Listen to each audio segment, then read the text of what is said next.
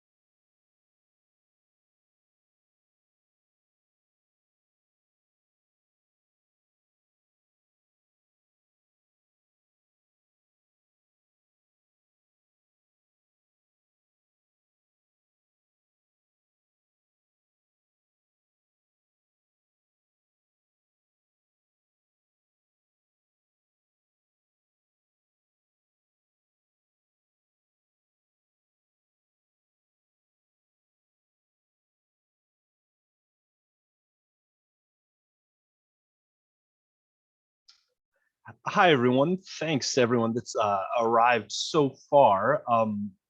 Pam is just going to be a few minutes late, but in the meantime, we've put together a poll of Mandarin backgrounds so that we can better gauge, what sort of language background everybody's coming from, and it'll help us deliver something more meaningful in the following lectures in the series.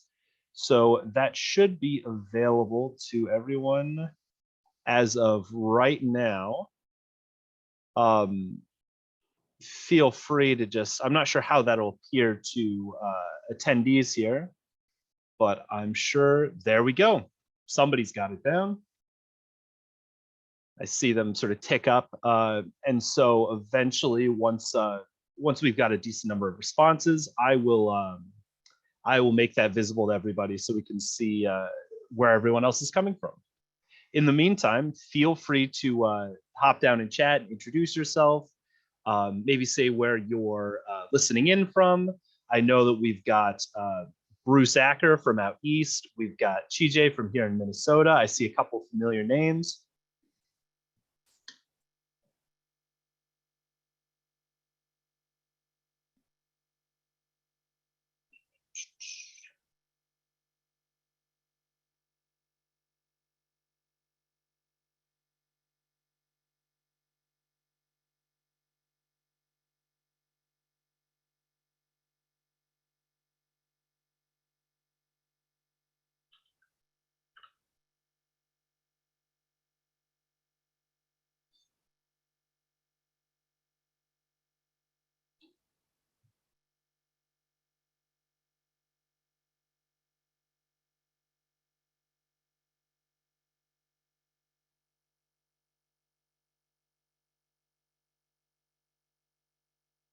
Okay, early results here say, yeah, we've got some heritage speakers. We've got some people that have never studied Mandarin. We have some people that have studied for a few years. So it looks like it's relatively even. Not a lot of responses though yet. I'm sure as we go on. Ooh, I should silence my phone here.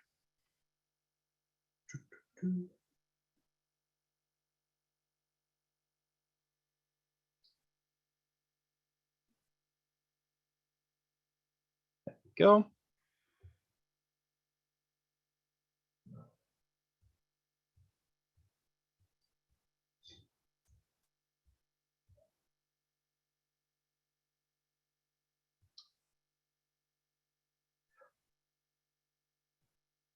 So before Pam arrives, there are a few announcements that I'd like to get out of the way. First of all, we've had a slight change of schedule for next week's presenter. So next week, the presentation, because of a little time zone confusion, we've had to move to Saturday, the 12th, from 11 to noon. So hopefully some people that are in attendance today will still be able to make it to the next entry in our series, Saturday the 12th from 11 noon. Let me double check that I have that date correct. That's the nature of COVID and time zones and Zoom, and everything just gets jumbled around.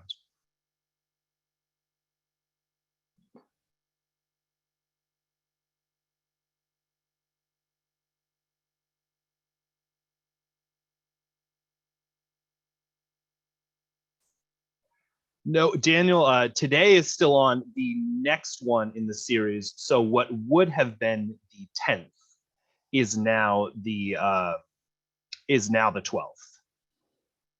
I should make that clear in chat. 10th moved to the 12th. Not a problem, Daniel, because if you had that question, then someone else will have that question. And it's better for me to have written it down at some point than for everyone to have been misinformed.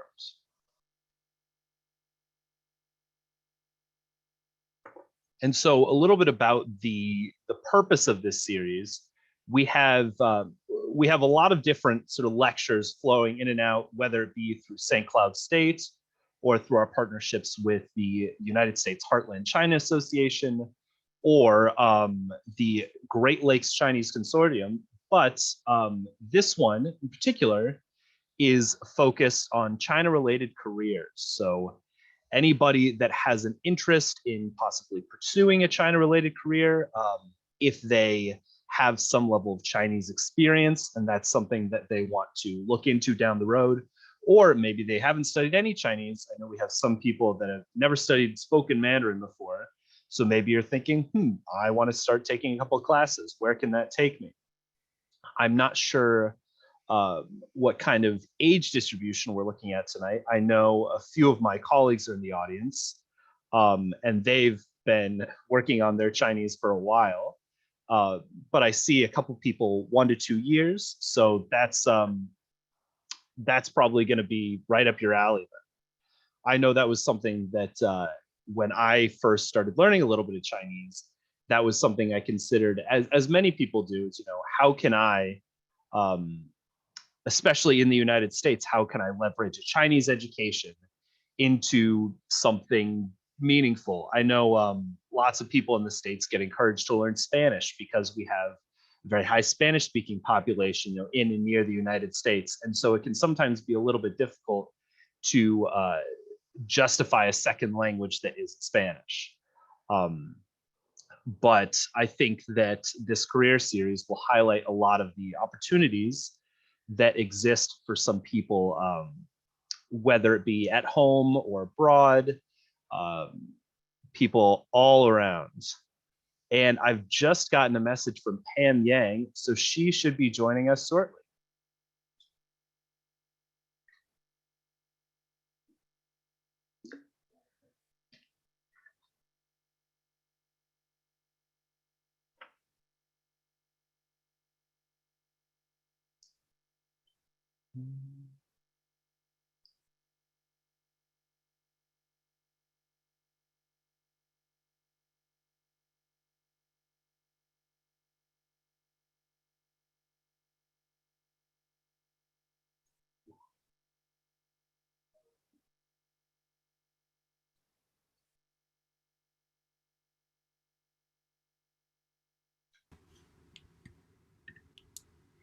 Hello.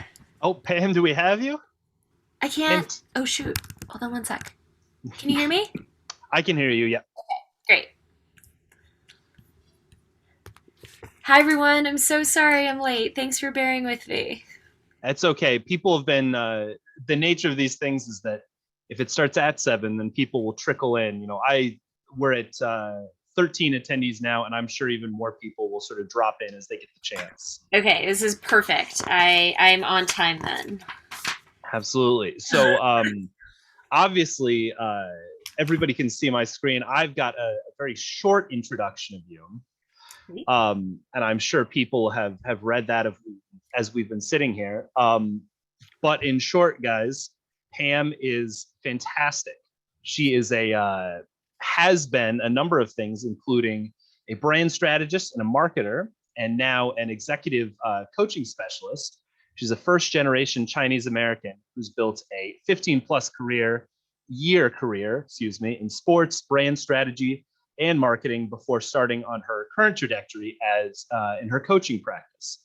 Her coaching and speaking focus her coaching and speaking focuses on career development and corporate diversity, equity, and inclusion issues.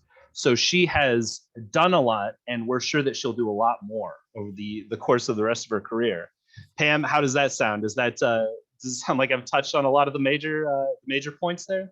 Yeah, totally. I think it sounds like a lot of vague speak, so I can speak to like more detail later, and I can connect it back to kind of the topic of this series or the theme of this series. But I'll dig into those details like once we get started. Mm-hmm. So thank you. Absolutely. And I just cut my hair like a month ago, which I haven't done in like 20 plus years. So, that is still me, but very different photo. Yeah. Yeah, I was thinking, I was like, oh, geez, what's the most professional thing to show off? And that was fantastic. Black and white just screams professionalism. Should we wait a little bit longer? Because I know I saw the poll go up. Yes. So I think that has been going a decent amount of time. I think most people in the chat here that will answer it have answered it. So let's see. Does that make itself available? And now that I've clicked, share results, that'll probably do it. So can everybody see that? Okay, we've got 8 responses. Oh, have never studied. We've got one who's never studied. Great. Mm-hmm. 2 that have for 1 to 2 years. Oh, a bunch of heritage speakers. Cool. Who also studied the language formally. Awesome. Very, very cool. Yeah, when I first met Frank, who I know isn't able to attend today, I was like, your Chinese is way better than mine. I've never formally studied it, so I just grew up speaking it. My experience with Frank is always very interesting because he'll say something perfectly, but then he has that sort of that a lot of people that didn't learn sort of in immersion or heritage, they'll just, oh, what's the word for and then something completely out of the blue that no teacher ever would have thought to teach you, but Yeah. it comes up. Did you grow up speaking it? I did not. No, I went over to China. Geez, I'm saying about myself, but I taught in China for a little bit before COVID, and so I did actually most of my Chinese learning after I came back. I thought, well, I've spent all this time. I should at least be conversational. Yeah. Well, I hope you've like maintained it because it's a hard thing to retain if you're not using it. um, better than I thought I would, but not as good as I should Well, you have time. And hopefully you have like students on this that I don't know the relationship. So there's some context that I'm probably missing as far as the connection between you and St. Cloud State. But I also don't want to derail, the session. So I'll let you tell me what I should do. All right, so I'll start with just a broad overview of the series and the intention of the series. So our hope is that people that are coming to attending this series are interested in some aspect of China related careers. Maybe that's purely academic. Maybe they just really want to hear some people's stories about how they came to be involved in some kind of Chinese adjacent either industry or practice, how they develop that skill. But then there's another segment I'm seeing, some people that are studying, some people that haven't studied, some heritage speakers. But I'm sure that everybody is on some level wondering, well, how is this something that I personally might be able to leverage into a career in the future? Yeah. I think that's part of the value proposition of any type of education, right? Is, when you go into an engineering class, they say, here's what you're going to do at the end of the day. When you graduate, you can go to X company and say, hey, I want to do this. And I think that the pathway for language education outside of, maybe strictly translation is a little less clear for people. It's Mm-hmm. one of those skills that can lend itself to a lot of different pathways. And so it helps for people to hear, some of the more unique stories that are out there. So the thing that I wanted to lead off with before we get really deep into your story is something that our good friend Frank calls a chatterfall. So I'm going to post a question in chat, very simple question, and it is, what is your goal for participating in this series? And so what I would like everybody to do is type in your answer, but don't press send yet. So just leave it sitting, waiting for you to press enter. Andre or Daniel got there ahead of me, actually. But the goal here is that we can just get an idea, and maybe I'll share some responses here. But I'd like to hear what everybody's hoping to get out of this, because if everybody came in and said, oh, I want to hear X, I want to hear X, I want to hear X, then we would go on, to our second and third and fourth speakers and say, hey, people really want to hear about X. Can we maybe tune this a little bit? But Pam, so graciously, being the first member of our series and on relatively short notice, which we are very grateful for, is going to be kind of a guinea pig, because this is also my first time hosting something this prominently. I'm usually, kind of second, third. I think my second or third is somewhere in the attendees there. So I'm very excited as well. So now, if everybody's had enough time to type out their answer there, can we all press enter?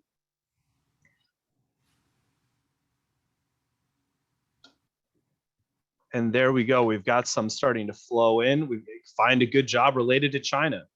Fair enough. I couldn't have said it better myself.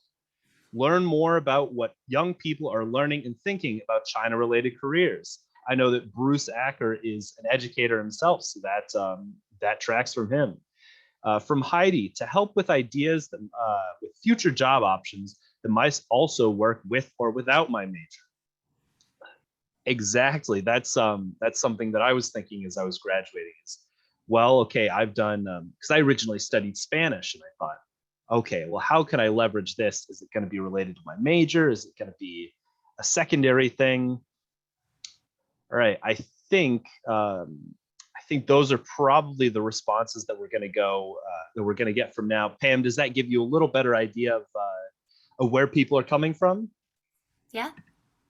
A little bit. I mean, I'd love to hear from more people, but but I understand. I mean, I'm like, we don't see your faces. It's just like your words in the chat. So if anybody, wants to kind of throw it in later, it'd be helpful for me to know. Because I'm not gonna I certainly can share parts of my story and my experience, but I also wanted to, the way that, I was thinking about going into this talk is sharing more about, like, how do you think about your career at all, right? Because the language and the skill set is one component, and that's one of your skills or one of your interests. But there's so many other factors when you have to consider as part of your career. And so I wanted to kind of, start a little broader and talk about the macro picture, and then we can kind of dial in more specifically to language skills and cultural understanding. But the more that you all share in here, the more I can kind of like incorporate it. So I'm like hoping that some of you will just add a little bit more. But also, as you think about it, oh great, we got one more. but even if you think of it later, I can still I've got the chat open, so I can take a peek over and try and add that in. But I think some of these are a great start. Yeah, I think that that response that we just got just now, I think sums it up very nicely. That even if you're not interested in the knowledge for yourself, maybe we've got some teachers in the chat that would really like to pass it on to their students. Hmm. Um, I know that that's something, again, when you're sitting there in front of a bunch of students and you're trying to teach them something, it really helps to impress upon them the value of that teaching beyond, just obviously, there's the cultural enrichment, there's the inherent value of learning a language, but it goes so much further than that, and in a lot of directions people don't expect. Yeah, totally. So it's cool to know that there are students both who are learning it as well as like people who are teaching it and working with students. So it's great to meet you all. Should we get started?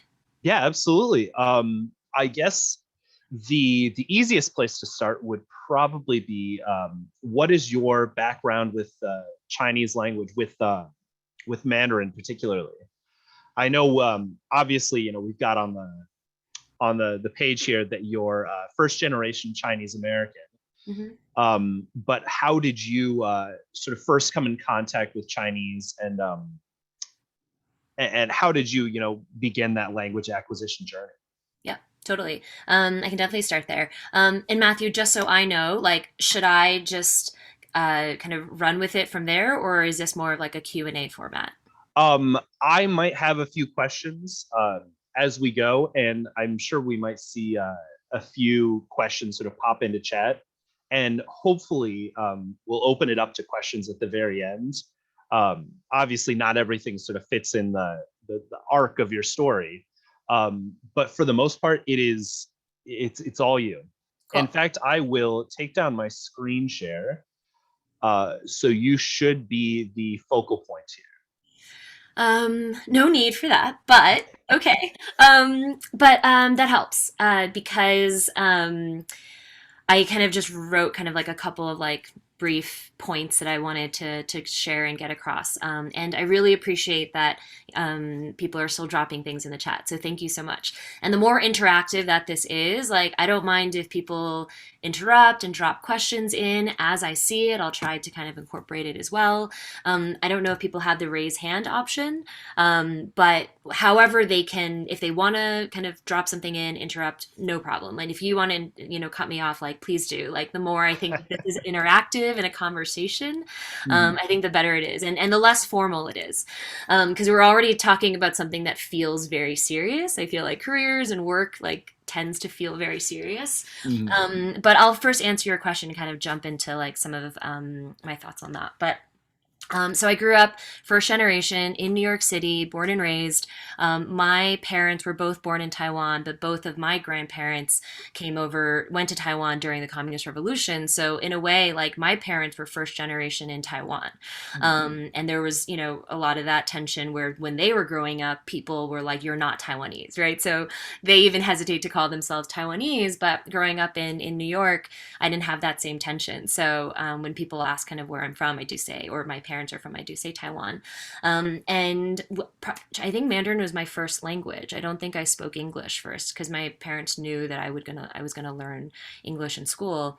But my language skills really came from just speaking at home and doing the Sunday Chinese schools. And so my writing and reading are terrible. Like I can read every 4 to 5 words, which doesn't get you anywhere.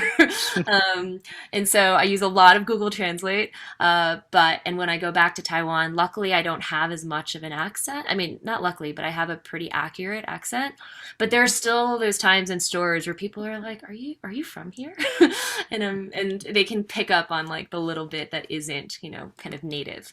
But yeah, so I've been speaking for a while, and granted, my current like what I've done in my career, it hasn't centered around Chinese language, but I would love to share like some experiences in which I've had opportunities because of my Chinese language that wouldn't have been afforded to me otherwise. And in very kind of, early on in my career in junior roles when I didn't have much experience. So I can share that as well. But I'll pause there in case there was like a follow up you wanted me to build off of.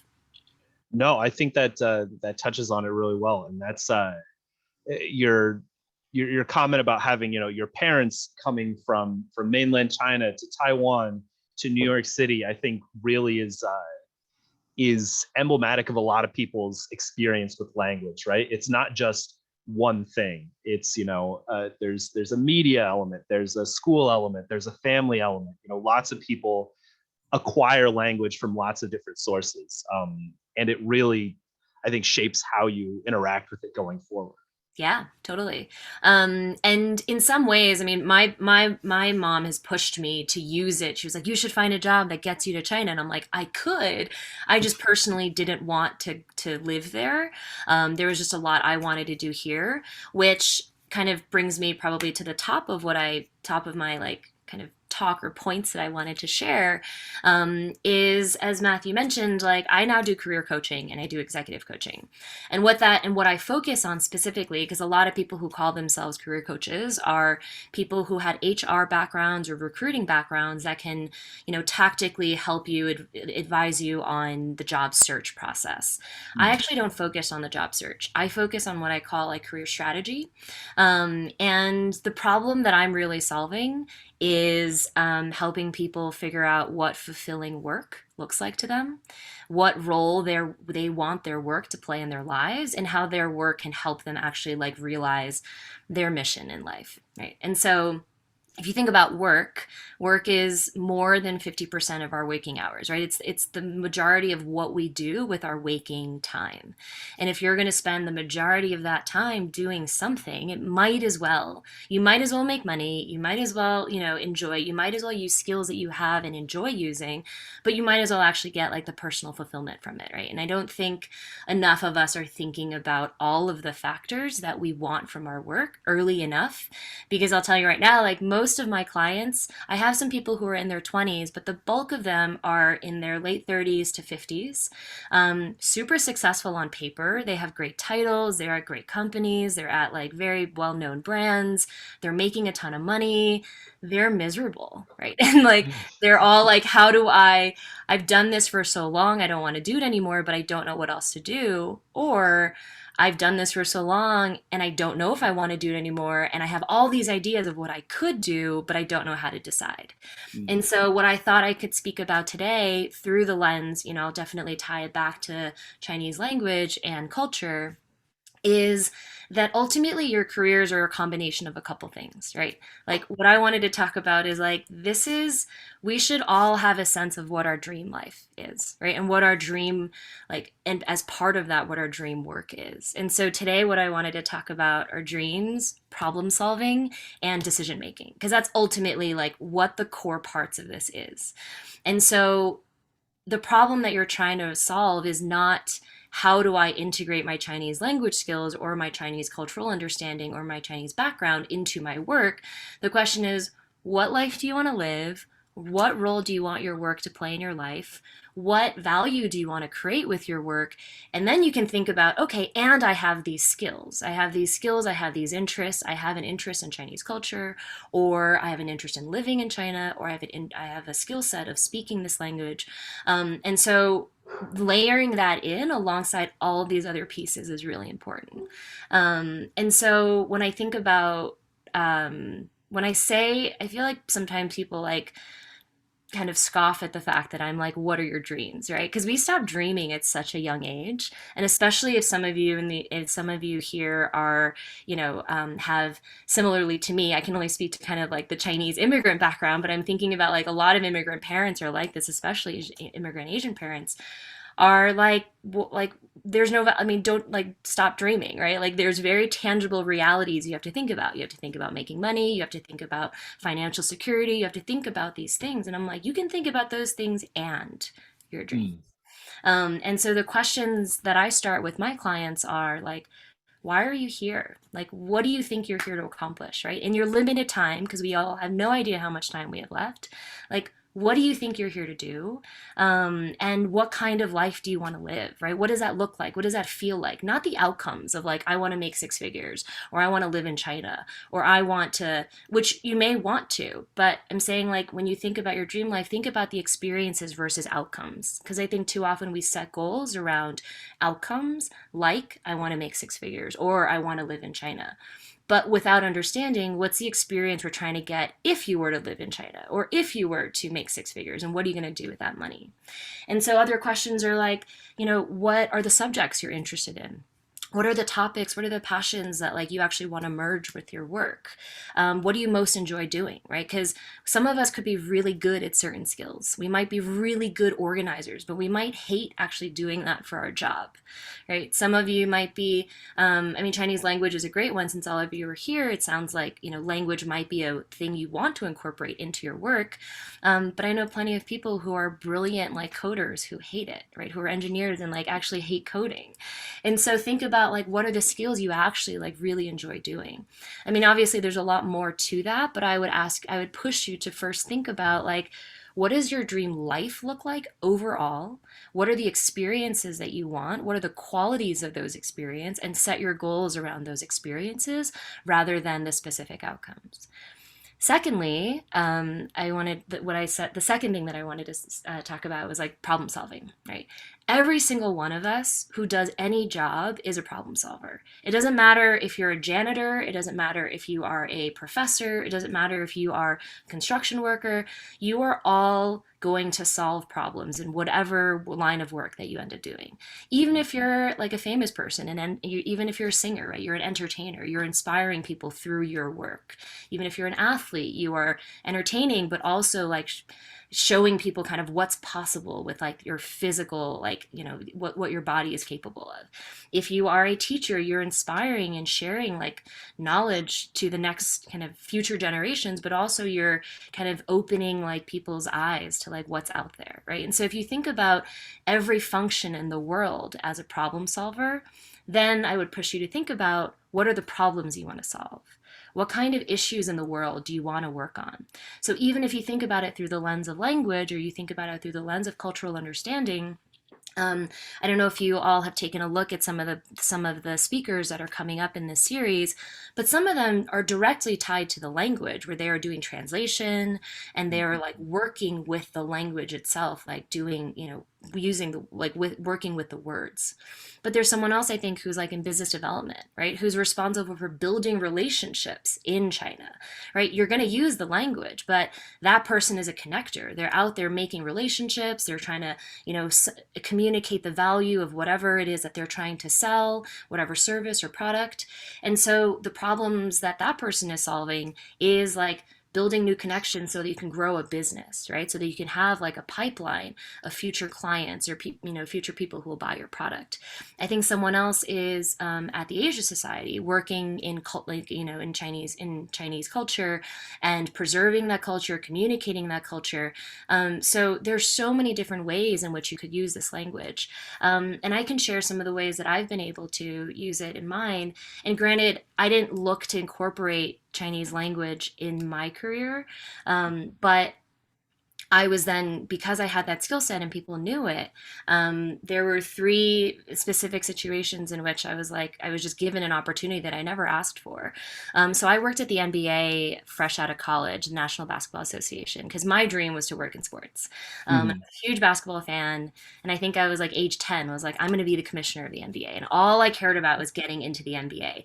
But like current me would say like young Pam don't have that outcome set, like that outcome driven goal, because I was so tunnel vision. When I got there, I didn't love it, and I like my world collapsed because I had no other goals except to get to the NBA.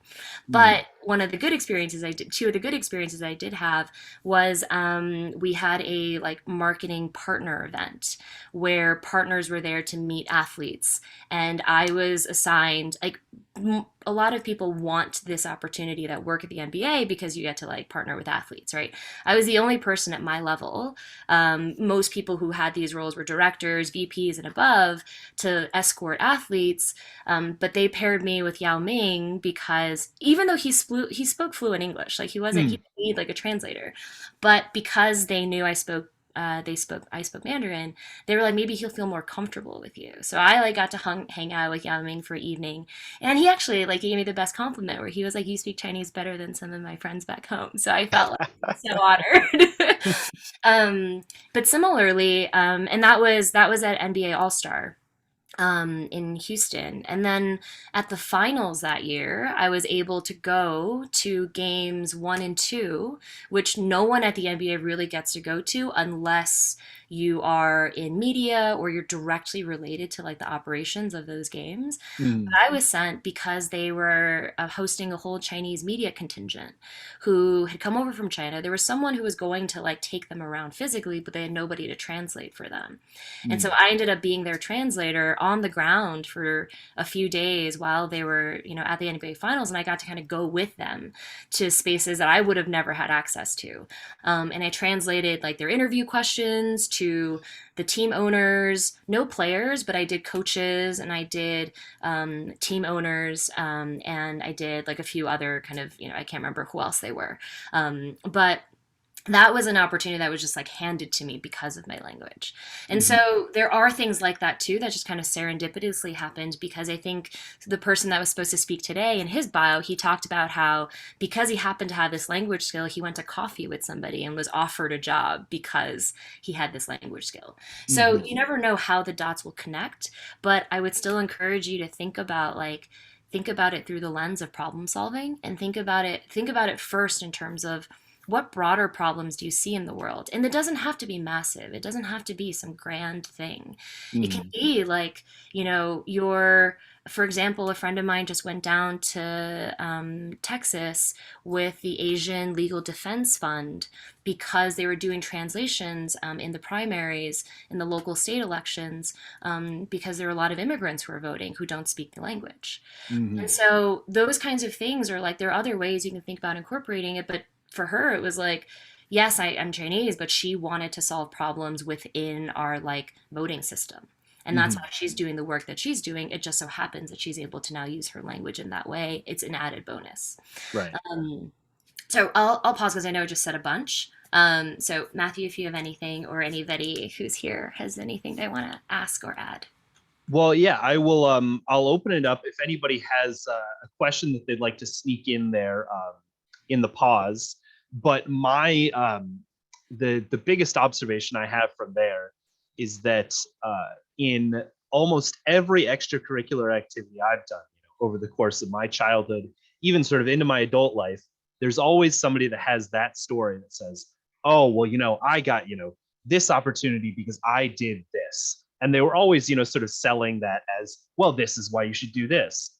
But as I've heard all these different stories and now yours, I think it really speaks to the idea that even if you're not intentionally pursuing an opportunity in X area, right? I think the example that I had given to me when I was a kid was, they said, "Oh, this guy got an interview at Microsoft because he played the trombone." And, some interviewee really liked the trombone and thought that, that made for really creative programmers. Or, this guy, because he was an Eagle Scout, great Boy Scout. Another, soccer player. Oh, because this guy liked the same team. But I think it really speaks to developing yourself just in general, right? Not everything has to be, okay, I need to do this in order to get here. It doesn't have to be a box to tick. Mhm. Eventually someone will come along that, it's worth it, that you know how to do X, that you learned Y, that you watched one episode of, some show 10 years ago, and then all of a sudden it becomes relevant, right? And Mhm. obviously, with something as broad and useful as language education, those opportunities are going to be a lot more common, right? Yeah, totally. Certainly more than, I don't know, the trombone. Yeah. So Well, think about it. but I think you bring up a really good point. And I didn't delve into this because I know we have limited time, but what you talked about in terms of developing yourself, right? That is part of like the dreaming exercise, right? Mm, It's just like, do you really understand who you are, what you care about, what you value, and how do you incorporate all of those things into your life at large and then specifically work. And it's funny you bring, I mean, the parallel you drew between the trombone is interesting because in that, my first interview with the NBA, I put that I played rugby in college. And my future boss was like, I played rugby. Like no one plays rugby because he grew up in Singapore. Mm. And he was an Indian man that grew up in Singapore, and he was like, and you never meet anybody who plays rugby, especially in the U.S. And so we totally bonded over that. So the more that you get comfortable with like the things, your own story, certainly of how to tell your story, but in order for you to tell your story, you have to know like what are the parts that you want to share with people, right? What are the things that you care about? Because the things that we're most excited about, other people get excited about because of your sheer like passion and your personal like, or it's not even I passion I think is overused. It's just like we're all at the end of the day, it's all human connection, right? Like if you're interviewing for your job, like if you are trying to kind of like, kind of show your boss that like you're doing well in your job, it's all about like ensuring that those human connections are happening. And Mm. so the better you can tell your story, the clearer you are on your story, the easier like those connections will happen. And so I think all those examples you listed illustrate that point.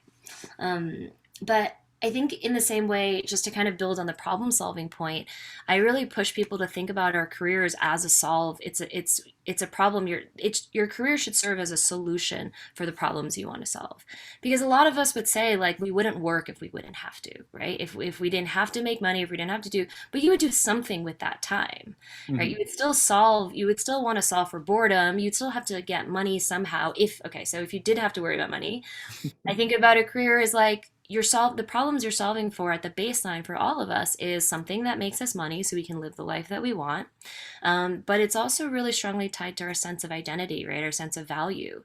So the contributions you want to make to the world, if you want to make, contributions to the world, Mhm. also like the value that you're creating, right? So those are, as individuals, if we're going to spend this time doing something, there are problems that your career should solve in your life beyond just money. Mhm. And so I would push you to think about it in that way as well. And lastly, the third thing that I said, so it was like dreams, problem solving, and decision making. Ultimately, like I say that I'm a career coach because that's what I focus on. I focus on careers, but I basically just help people make decisions. Mhm. Um, a lot of them because right now we have endless options, it seems like, right? Of all the ways, because there are a million ways you could use Chinese language. And there's a million ways you could use either if you have an interest in Chinese culture to connect with that through your work. And the Mhm. options truly are endless. If you don't think about it solely as a language like career, I mean, what major company that has a global presence doesn't have an office in China?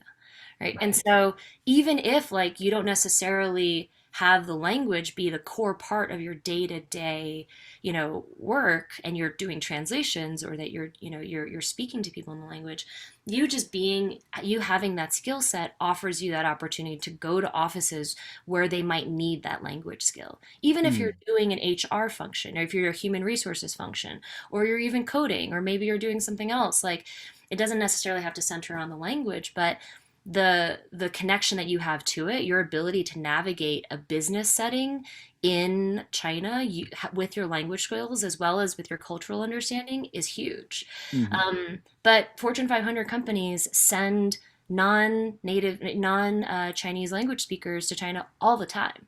I Right. worked at Nike for a stretch, and Nike does a lot of, like a few year rotations. So every few years you can, opt to or request to move to a different office if you want. Mhm. Most of the people that lead the Nike office haven't been like Chinese speakers. So Mhm. it's not even necessarily that you have to have that to go there, but that's an added asset if you are able to, right? Because then there's a connection with the local.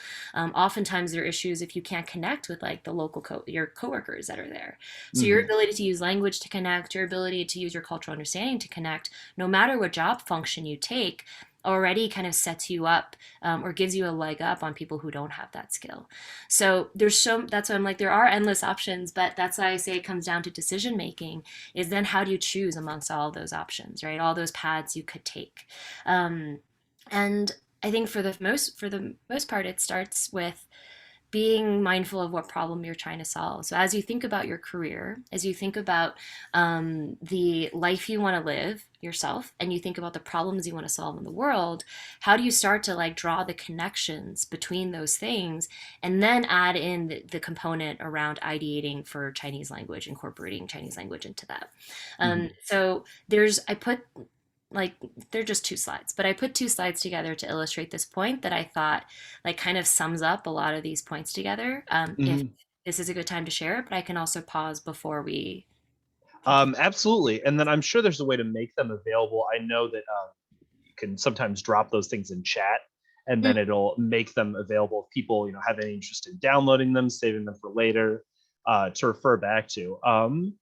Does it allow you to, here we go, never mind. share screen. There you go. Yep, all panelists. So you and I should be allowed to share our screens now. Okay, great. So let me pull that up. Um, all right. Hold on. Bear with me 5 seconds. Okay, cool. This is basically the same side, but it's just like built out. So can you see this? Yes, I can see impact and a lovely magenta circle. Perfect. I'm hoping that the animation build's built properly in this. So if it doesn't, that's my fault. But I just saw that there's another chat. Someone added something in the chat, but I can't go into it right now because I'm like full screen. So Matthew, let me know if there's anything that I should know before I jump into this. It doesn't. It won't stop you here, Okay. but it will be cool to circle back to. Cool. Perfect. Okay. So this is essentially like this is what I try and get my clients to as an end result, right? An understanding of like how these pieces come together. And there's 4 circles that I'm going to share with you. So first is impact. And the way that I think about impact is, like I mentioned, like what's the change you want to make in the world? What are the problems you want to solve? And impact does not, the word itself might seem big. It doesn't have to be grandiose. Mhm. Some people are like, I mean, some people just want to focus on like building a family. Right. And like they just want to provide for their family. They want to have a family and provide for their family and make sure that like they're providing for future generations. Like that could be the change you want to make, and that could be the problems you want to solve. But it also could, I mean, I have clients who are like, I want to um, it starts with something vague, like I want to help people feel more seen, like they belong in Mhm. certain, like in the world, right? Because there's so many, whether it's in the US or other parts of the world, there's so many people who don't feel like they belong and actively, struggle with that issue because of whatever circumstance they're in or whatever country that they're in. It Mhm. could be big, but what I'm saying here is like think about very uniquely to you, and especially for the people in the audience who have those like, like Chinese immigrant or Asian immigrant parents who are like, you have to be a lawyer, you have to be a doctor. Think about personally for you, like what is a change you want to make? You as an individual, if you could, remove all the noise, what do you care about and what problems do you want to solve? Then we go to the skills part, right? So actually now, I need to like get out of this because the window is like blocking myself. Okay. Oh. Um, so now I can see it. So what I'm talking about with skills is like hard and soft skills. So hard skills being like technical things, right? Like a hard skill is Chinese language. A soft skill is being able to talk to strangers, right? So Hmm. think about both your hard skills and your soft skills, because as you progress in your career, you're going to realize that your soft skills are going to be so much more valuable. And oftentimes, at least within the US, I haven't worked in China, so I can't speak to what it's like to work in China. Hmm. But I know within the US, your soft skills become so much more important, actually so much more important than your hard skills, because by the time you start managing people, you're not the one doing the work anymore. You're overseeing work, you're leading people, you're inspiring people, you're managing direct reports. So think about what those hard and soft skills are that you have and want to cultivate as you continue on in your education as well as your career. What I mean by most enjoyable, the second point is, like I think I mentioned this earlier, there's a lot of things that we could be good at. We don't necessarily want to spend all of our time doing it. So also think about what are the things you most enjoy doing? What skills do you have that you most enjoy and would spend most of your time doing if you could?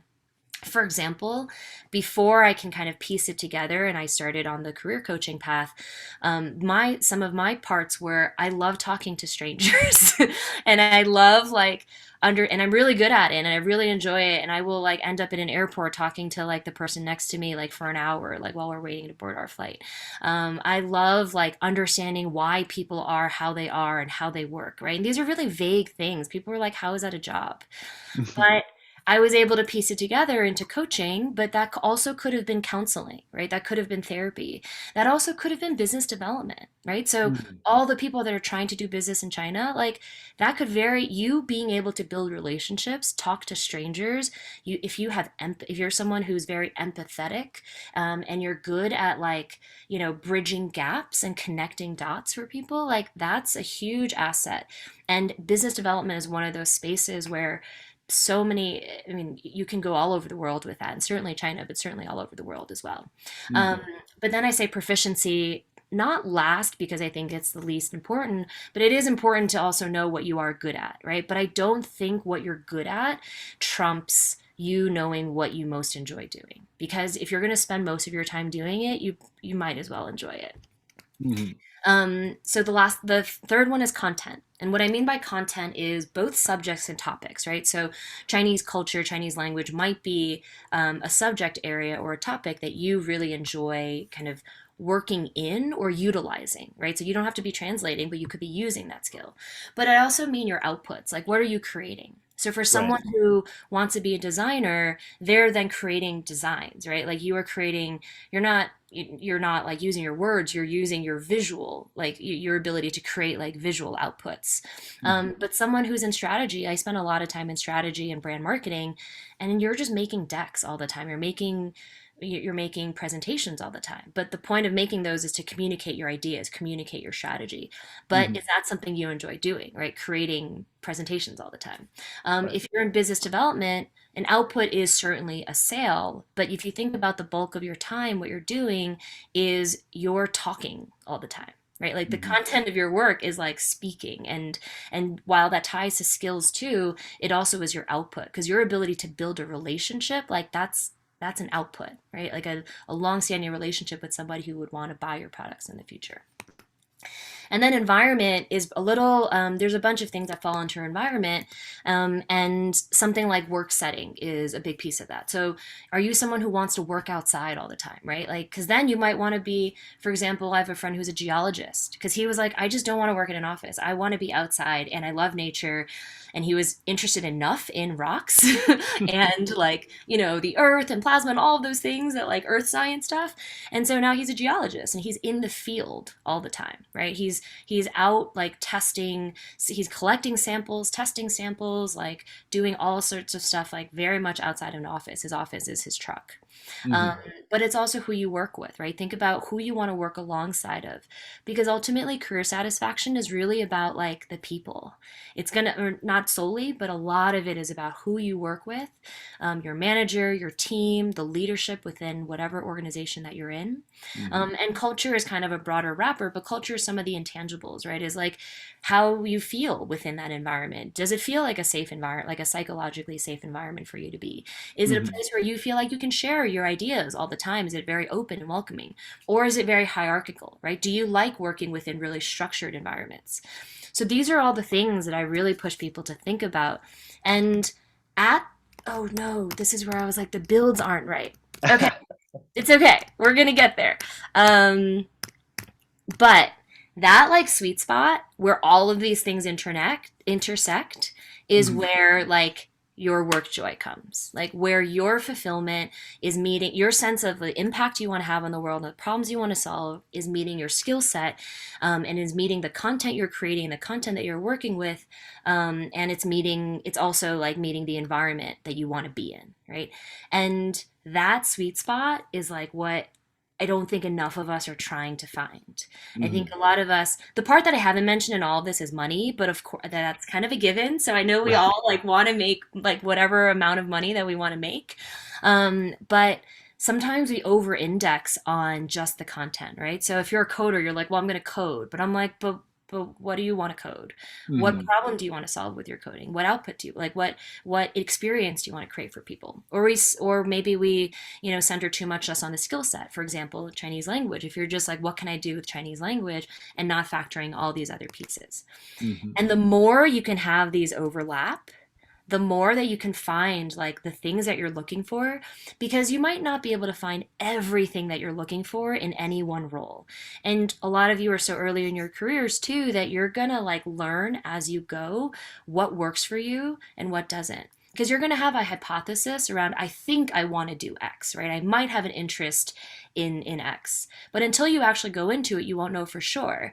But the Mhm. more that you can incorporate what you do know about the problems you want to solve, the skills you want to be using, the content you want to be working with, and the environments you want to be in, the bigger that fulfillment and satisfaction is going to be.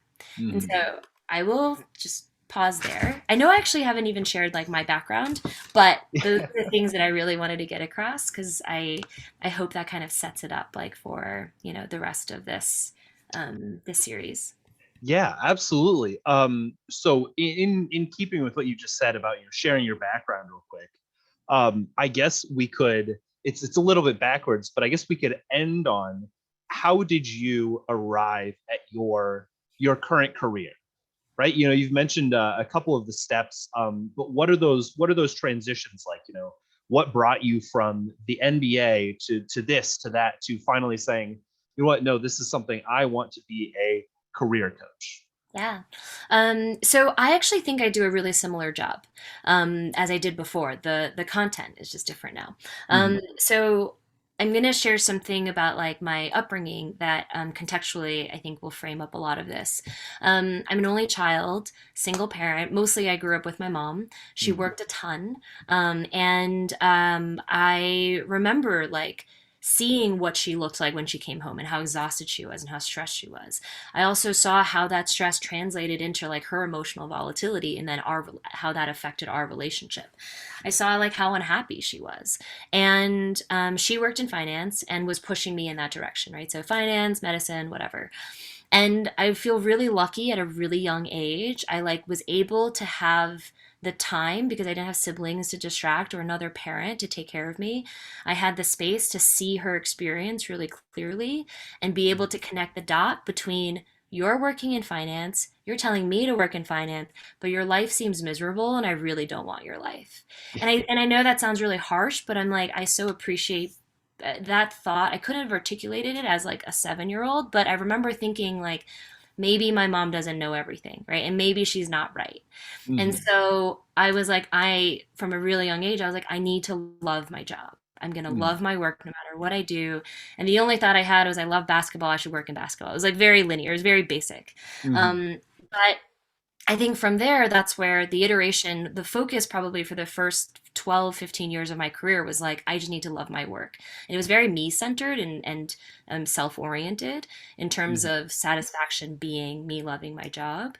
But I set really outcome driven targets, which is why I push people away from that now. I set the NBA as a target, and I like had nothing else. I applied for one job out of college, and thank God I got it.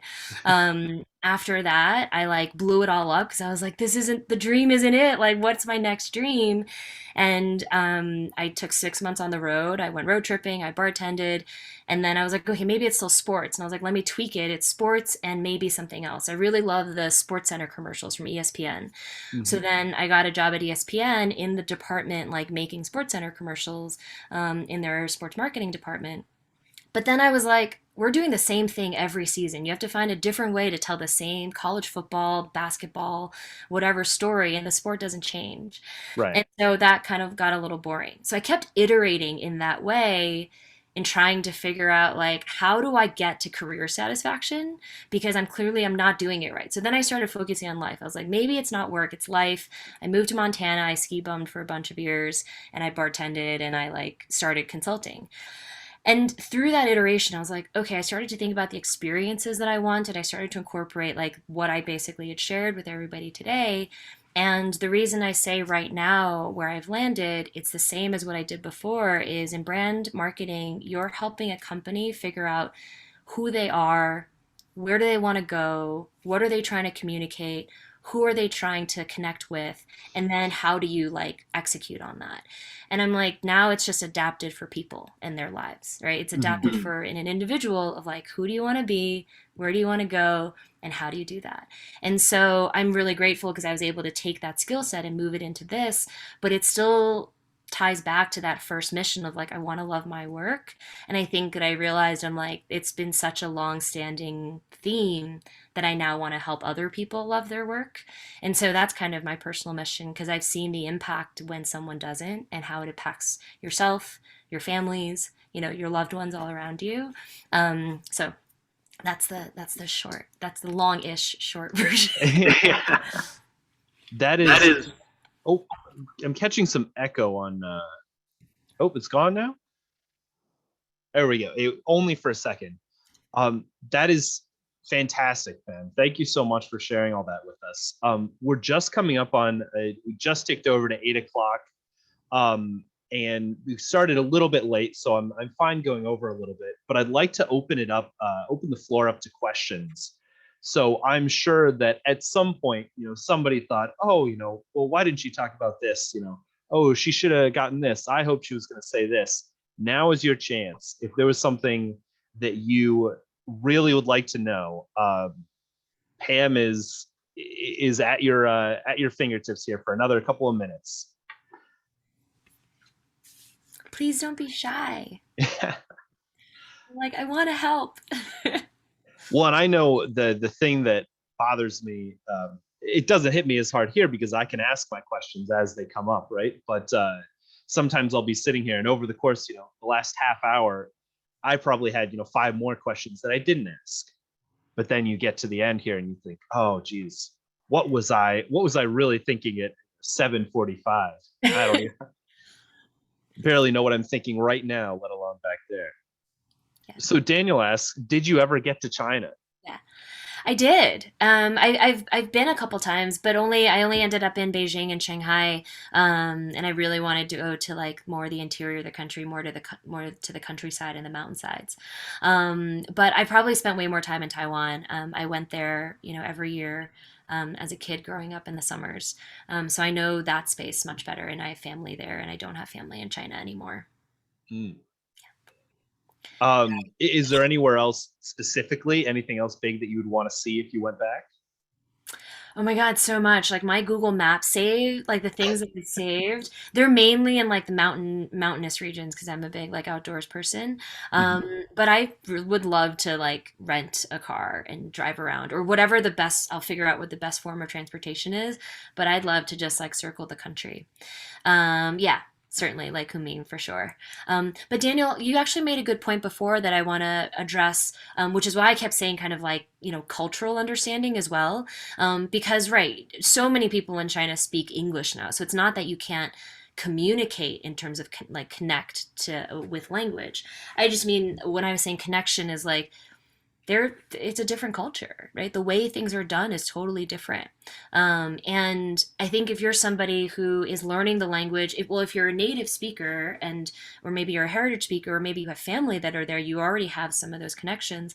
But if you are someone who is not a native speaker and learning it, that already establishes a certain level of curiosity about another culture, right? I think oftentimes when expats are sent to China to take to take certain roles there, they're bringing in their cultural experience, usually oftentimes American, sometimes European, and that like clash is a huge issue.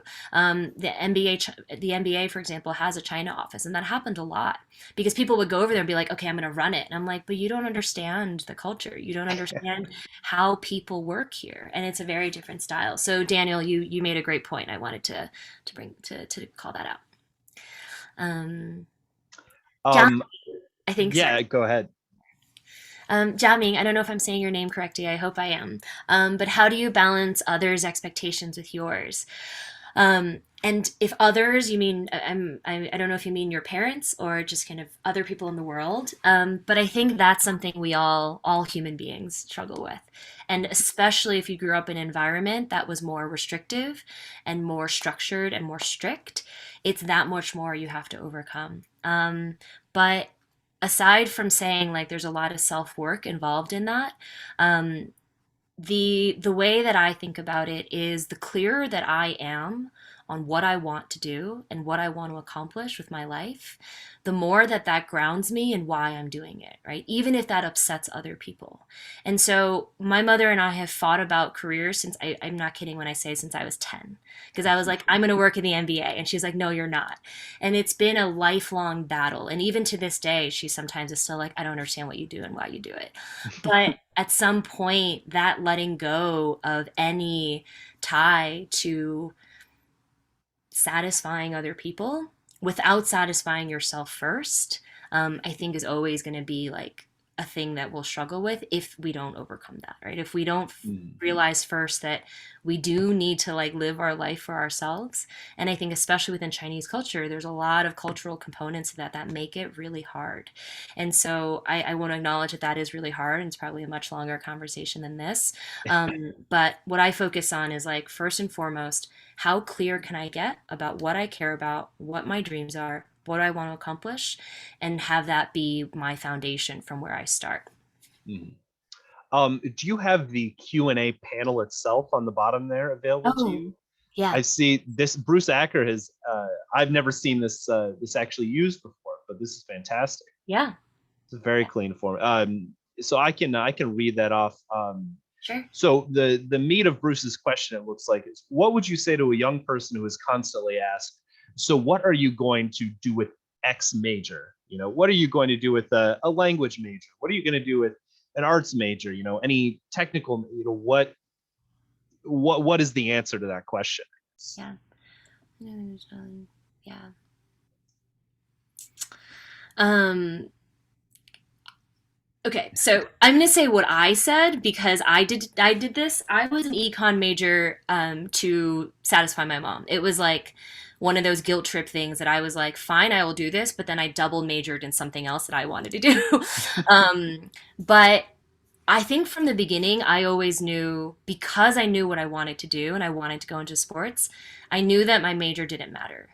And so I think it's really difficult as a 14, 15, 17, 18, to even 20-year-old to be like, I'm going to study this thing that I'm then going to have to do some major thing with. Mhm. Um, I think about college as like the time for you to develop the critical thinking skills, right? Your critical analysis, your way of like processing your thought, communicating it clearly, learning those kinds of soft skills that we talked about earlier. And ideally, the content of what you're studying, aka your major, is something that you're really excited about, right? But if you think about every single major, whether it's philosophy, whether it's English, whether it's math, like there are ways to apply it because ultimately, like the practice of I'm going to take English as an example. You're Mhm. like learning to communicate through words, right? Through writing. And that is going to be incredibly important because everybody communicates via email now. It's going to be incredibly important in presentations. It's going to be incredibly important in just building relationships with your colleagues. And Mhm. so with every single major, even philosophy, right? Like being able to connect like processing difficult thoughts, difficult ideas, and then connecting it back to like reality, that's super important because that's a lot of strategy is like starting with this nebulous thing and then trying to like make it concrete. And so with every single major, like I cannot think of one that would not lend itself to that skill set in the future. I think the challenge is like the way that we talk about majors is so much like determinant of like where we're going to go.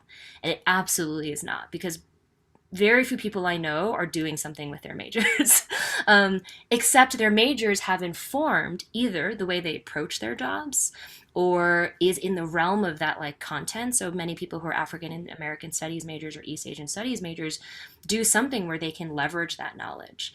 And Mhm. so I actually think there shouldn't necessarily be a linear line because for people who know at, in their teenage years what they want to study to then like know what they want to do, there's so few people who know that, Mhm. or maybe even not a linear line. Bruce? Did I address that? Um, I think. Well, I mean, and more specifically, the answer that I would give, "What are you going to do with blank major?" I think I don't know is perfectly fine. Like, it's Hmm. perfectly fine. Because, like, you don't have to know exactly what you're going to do. But if you choose your major correctly and if you choose it based off of your own interest and what you care about and what you're excited to learn, especially if it's going to be your major, because you have to take the bulk of your credits in that major, it Hmm. might as well be something you really enjoy learning. Because if you really enjoy that, you will find a way to apply it in the future. Um, I don't know. This is where my Chinese is so bad. I don't know their last name, but I can recognize Tian Tian. But they had a question about drawing. Um, should I go to that one? Yeah, absolutely. I think that would be a very good one to end on Okay. because we're running up on our sort of soft time limit. Okay, great. So I'm just gonna call you Tian Tian because those are the words that I can recognize, and I don't know your last name. You said I like drawing, but I also like teaching, and I also like teaching Chinese, and I'm a student majoring in teaching Chinese as a second language. Can I get both? And I'm like, absolutely. Like the first thing that I thought of were design or creative functions, right? Like, so think about an ad age. So I worked at an ad agency for a long time. Thank you, Jiaming. I so appreciate it. She said my Mandarin is great. I worked at an advertising agency for a bunch of years, and we had like a bunch of designers who were focused on like graphic design. And granted, I don't know what kind of drawing you like to do, whether it's more illustration, whether it's more graphic design and visual design, or whether you would want to do something like experience design. But depending on what kind of drawing you like to do and depending on what kind of teaching you like to do, you can certainly teach design, which is a very literal translation of your interests. But there are a lot of ways you could apply it. So I think about like I said, an ad agency was the first setting that I thought of, where you not only in practice your output is creating visual assets and visual outputs, but as you move up, you are guiding people and you're teaching people about how to best communicate or put together a visual design like asset, right? Because oftentimes, even through visual design, you're solving a problem. You're trying to figure out how do I communicate something through visual design. And so there's other examples, and I actually be happy to brainstorm with you if you want offline. But if you think about the role of teaching, which is helping people understand something better, right? Or understanding something they didn't know before, or helping them further something, and you think about drawing and what you love about drawing, if you can find the intersection between those things, there's probably a lot of spaces that you can go into. And one last thing I'll say about that is every single company has a creative department. I mean, I'm thinking major companies. I'm not thinking like a small mom and pop like business.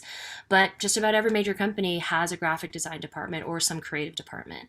And so that's absolutely an opportunity. You can merge those two things in any industry, in any company.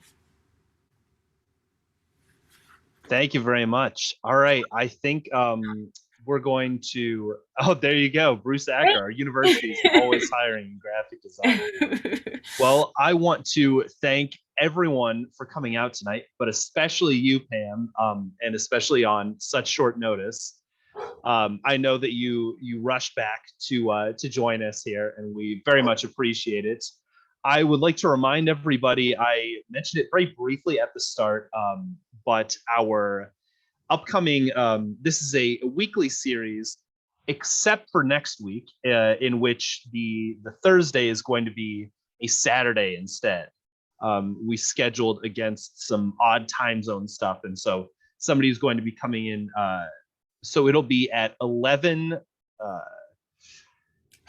There will be an email going out about this event, coming next week, but it'll be at 11 on the 12th, Saturday the 12th next week. So everybody mark down your calendars. Hopefully I'm not getting a bunch of emails at 7 o'clock next Thursday saying, where are, I know that everybody wants to learn about Chinese related careers, but we'll get there. All right. Pam, thank you so much. And I hope that everybody has a lovely Thursday night. Thank you, everyone. And Matthew, I can like I said, if anybody wanted to contact me after, I'm happy to like help them brainstorm or think through some stuff too. So I can share that with you. Absolutely. And so I will, can they contact you through your public email? I know your website is Yeah. fantastic. I've been on there all day. Oh, thanks. I can just drop my email in here. That way, if people want to. Oh, thank you so much. If anybody, yeah, that's my email. So if anybody wants to Mhm. reach out, I'm happy for anyone from this event to have like a quick session with them if that would help. All right. I will give everybody a second to take that down real quick, and then we'll close it out. Cool. Thank you very much. Night, everybody. Bye, Shishia. Thanks, everybody.